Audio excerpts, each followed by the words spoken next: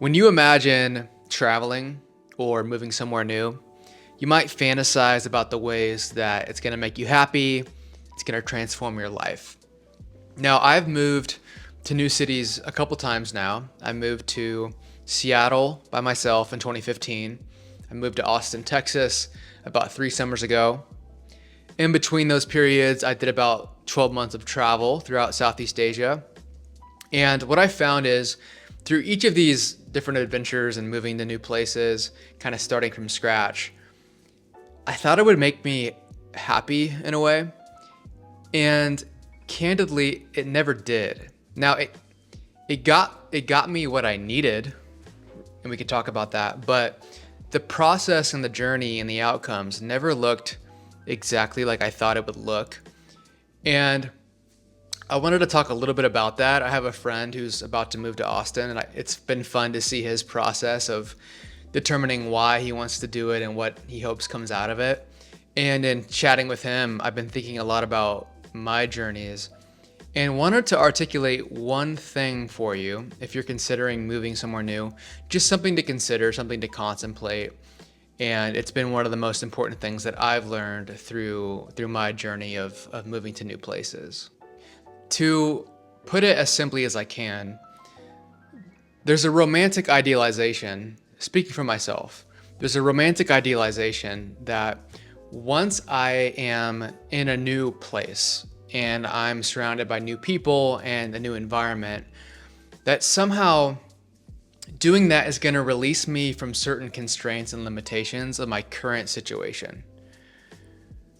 Right? There's this feeling that my current environment, my external, the people, the places, the culture, the convenience, the opportunities in my current situation are constraining me, and I'm running into these limitations in my life.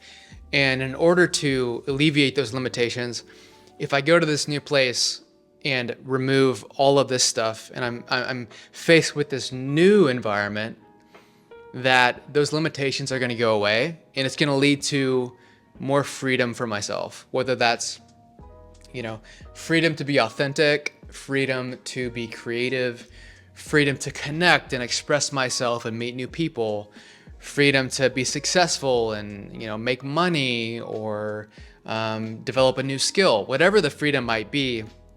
There's this ideal that once I get to the new place, it's all going to work out and I'm going to be able to execute on things that I currently can't execute upon.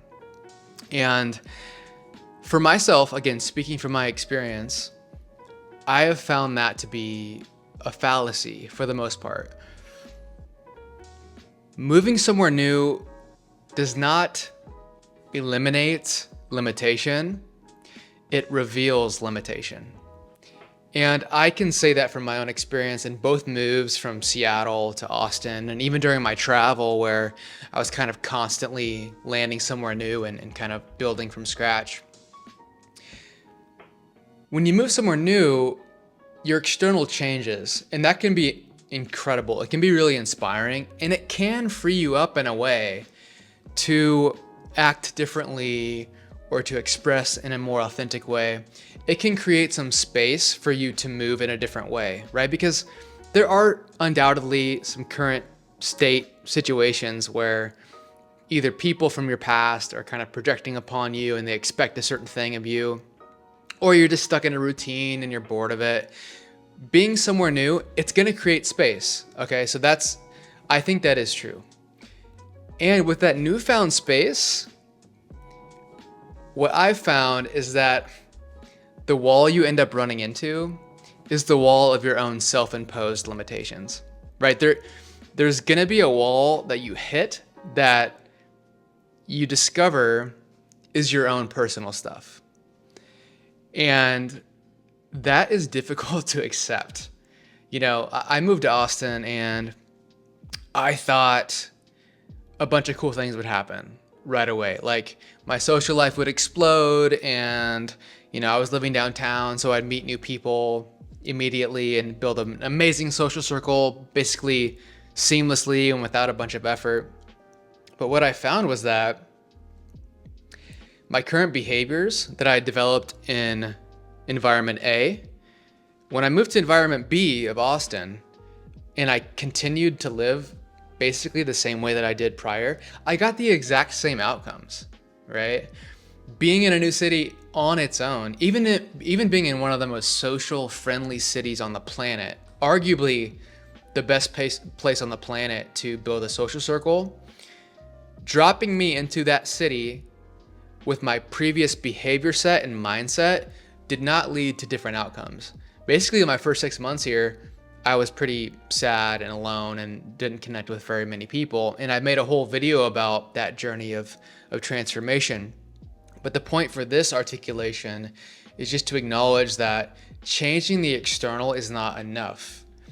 And changing the external will create space, but what you are going to likely do is bump into your own trauma, your own limitation, your own insecurity, your own beliefs about yourself, whether that's from childhood or from recently. You're going to have to face dark things about yourself, because if your environment A really was imposing constraints on you, and now environment B is not, the only constraint is yourself now, and that's harder to embrace than the environment. It's harder to just accept that, like, God, the things that I'm doing in my life just aren't working, and now I have to fix it. So this sounds kind of disheartening on the surface, but I urge you to consider that it's not. So my ask of you is, if you're considering moving, consider the fact that moving is not going to remove limitations. It's going to reveal them. Okay? But revealing them and getting clear on them is actually a gift, because it allows you to actually look at what is happening in your life, look at your own limitations, your limiting beliefs, your challenges, and actually solve them. But in doing that, it's important to consider your life might get worse. You might move somewhere new thinking your life's gonna get better, but in the short term, it might actually get worse. That's what happened to me. It happened to me both times. When I moved to Seattle, my life got pretty bad. I had to face a lot of mental health issues that I wasn't addressing. I had to face challenges I had around money and making it in the world and affording to live in a new city. Lots of challenges that I had to face in Seattle. Now, facing those challenges head on and resolving them in a permanent way transformed my life. So my life did get better, but first it got bad. Same thing with Austin. I got to Austin thinking my life would just get exponentially more enjoyable and more fun right away. Is that what happened? No. Like, I hit a dark depression my first 6 months here because I had to face some inner challenges that I had to look at and resolve. And so what I'm getting at, and what I hope you consider, is that moving to a new city, is it worth it? Yes. I did it twice for a reason. It's incredibly rewarding. On a long enough timeline, it's probably going to be the best thing that you ever did. But in the short term, don't get overhyped, and just consider and be prepared for your life to actually feel worse. Don't get down about that. It just is what it is. Like, it is better to be clear on your limitations and to start to resolve them than to live in, environment A, where you're stuck in it and you think it's the external environment and you blame the environment and you're not even cognizant that you're the problem. It's better to move to a new city and realize that you're the problem and start to work on resolving those problems than it is to be in delusion and just point fingers and blame. Oh, it's my hometown, or oh, it's my family, oh, it's my old friends from high school. That's not very conducive to personal growth. Moving to environment B, starting from scratch, facing all your dark parts and your challenges, that's a way more fruitful path forward. So I just wanted to try to articulate this idea to y'all. Hopefully it's something worth considering. I'm telling you, this has just been my experience. You might get somewhere new and discover that your life instantly gets better and all of your past problems dissolve. But from my experience and from the experience of others that I've talked to about this type of topic, most of us have at least some appointment with our soul where we realize that there's some work to do. And I want to urge you that the work is worth doing. And if you are in the middle of this experiment, this journey, this appointment with your soul, I'd love to hear in your comments, like, is this what you've discovered to be true in your journey? Do you completely disagree with my articulation of what this can look like for you? Or maybe you're in environment A and you're ready to go and you're just considering some of the outcomes and the challenges of environment B. I'd love to hear about like what fears are coming up for you and how this kind of articulation kind of feels for you to hear. So hope you enjoyed it. My name's Tyler. If you're new to the channel, I just enjoy articulating some truths from my own experience, and hopefully it helps other people. So if you're open to hearing more from me, feel free to like the video, subscribe to the channel, and I will catch you on the next one. Peace.